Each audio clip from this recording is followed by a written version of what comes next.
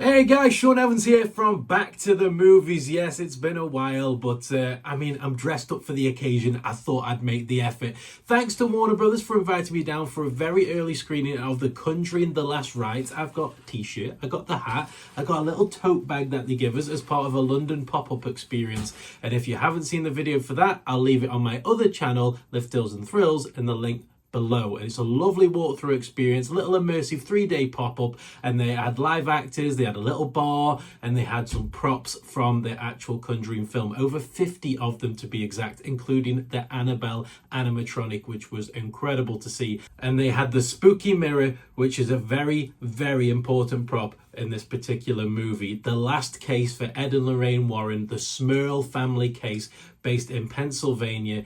And oh my God, I mean, I'm wearing the merchandise for a reason. A lot of times I go into horror movies and I come out and I'm like, I've seen it all before. It's boring. I know when the jumps are coming. What happened with The Conjuring was something completely unprecedented. It was actually a horror film that had heart. Now, throughout the start of the film, we go back at a flashback scene to when Lorraine was giving birth to Judy, their daughter.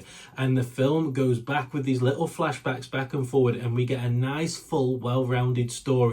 The narrative has been written beautifully, and it really feels as though the filmmakers genuinely care about wrapping this story up and doing it justice and making it really special and a kind of a nice tribute and wink and nod to the fans, especially for fans who've been dragged from the first movie all the way up into this finale one today, and having someone like Annabelle in there, for example. There's other Easter eggs and winks and nods, and the full story really is quite a creepy but endearing at the same time. The Conjuring Last Rites is a film that kind of puts family at the heart of everything. We've got Judy, who is with her boyfriend Tony, and she's bringing Tony to meet the family at the Warrens' home. There's like a barbecue going on, and Ed is kind of showing people around the property, and Tony's character is kind of really endearing, like he wants to impress it, having the parents of Ed and Lorraine Warren's stature. That's a tongue twister in itself. Obviously, it's a mammoth task for him, and he's kind of building it up, and he's kind of building this way to impress the parents. And I really enjoyed that. I really loved his character. And Judy's played with like a lovely sort of heartfelt family vibe, but it also at the same time she's kind of dealing with the psychic powers. She's got the clairvoyant powers, much like her mum, so she's kind of going through that struggle as well. Jump scares, there are jump scares here and there and everywhere, just as to be expected from the Conjuring universe. I mean, you're always going to get those jumpy moments, but the thing is with this particular movie is that it kind of built up the heart. You actually care about the characters in this one. You care about the journey, and it's not just Ed and Lorraine who you care about. You actually care about the Smurl family, because for quite a large portion of the film it focuses on their struggle as they're in this property. They've had this haunted mirror that's been gifted to one of the daughters as part of a confirmation, I think a holy confirmation present, and yet this mirror is kind of holding this demonic possession. So we kind of get like a backstory on the Smurl family as well, and it's just something that we just don't see that often in The Conjuring. It's diving in, it's really giving us that sort of full overview of the story, and it makes you care a lot more about the characters as well, which I really did enjoy. The Conjuring, The Last Rites is, for me, the strongest Conjuring film of them all. I don't want to go into too many details. Obviously, I don't want to spoil it for people.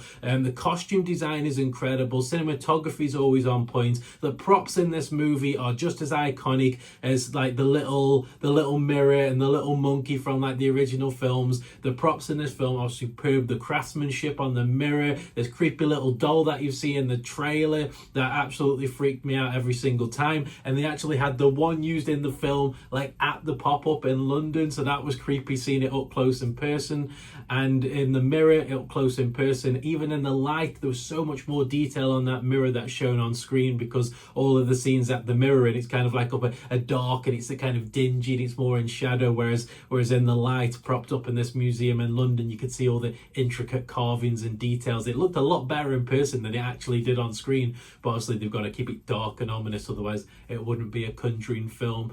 Ed and Lorraine, you know, Vera Farmiga and Patrick Wilson have done these characters justice for many, many years now, and acting is on point throughout. It's probably some of the strongest acting throughout the whole Conjuring universe. There's lots of development there. There's lots of jump scares. It is the strongest film of them all, in my opinion. I did think that The Devil Made Me Do It, the previous one, that's based on the Glatzel case. that the Warrens dealt with. I didn't think that was as strong personally, but this one is back with a bang. The Conjuring is back. The fans are going to absolutely love this one. It's the perfect wrap up, but it also kind of leaves the door open for potentially like spin-offs and things, because of course they're going to milk the franchise to death, no pun intended. But yeah, be prepared for this one. It's a bit of a ride. It's a lovely fitting finale. Loved every second. Hope you've enjoyed this little review. Try not to spoil too much. Embargo's now lifted on these particular reviews. We've got a full review on Back to the Movies below, which I'll leave a link to, as well as the London pop-up experience. Not sure how many views this will get. This channel has been abandoned for a long time, but I thought I'd try out something new with this background. Thought I'd try out something new, and it's the first time I've actually willingly put merchandise on to do a review. So even though I've been giving it for free, I know a lot of people sell their souls to give it the everything is awesome review, but it definitely takes some doing for me to put some merch on and say, you know, this is a good film. And you know, you don't have to take my word for it. Go and see it for yourself. Let me know in the comments box below what you think. And I would say I would see you in the next one, but I have no idea when the next review is going to be on this channel. I don't even know if I'm any good at them anymore. I really don't. But hope to see you around. Maybe this channel has a little flicker now and again of content. But until then, you take care. Thanks for supporting Back to the Movies. The website's kicking ass. And yeah, all the best.